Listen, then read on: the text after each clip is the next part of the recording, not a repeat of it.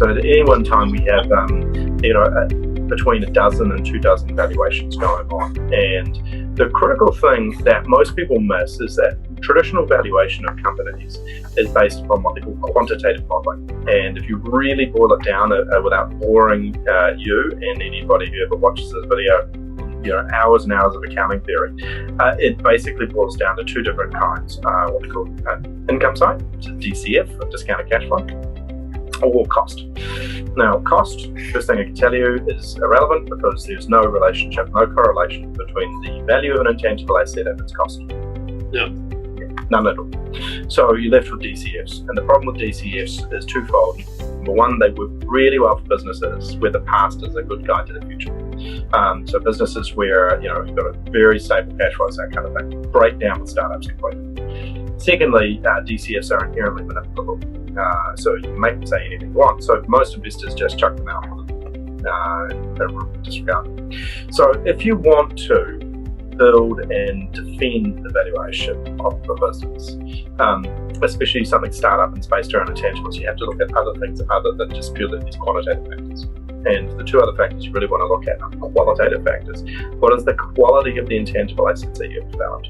Are they high quality or low quality? So, for example, if you're developing pharmaceutical, you file a patent, for example, of your drug. Is it a high quality patent or is it a low quality patent? Does it actually cover the drug or not?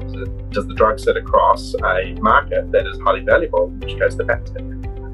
If you're developing software, what's the quality of the software? Does it address a real market need, a real market problem to you? If you're developing data, what are the end use cases for that data? If you're developing content, what's the value of that? What's the likely value of an application of that content for somebody like you? So there's a whole lot of issues around the quality of the asset. And then the third and actually most important of the three factors are what they call contextual factors. Contextual factors are basically driven by this unique property of intangible assets. And intangible assets are very unusual, is that they are infinitely scalable. And being infinitely scalable is a knock-on implication. Knock-on implication is that they can be worth different things to different people. And they're typically worth the most in big hands that are capable of scaling them.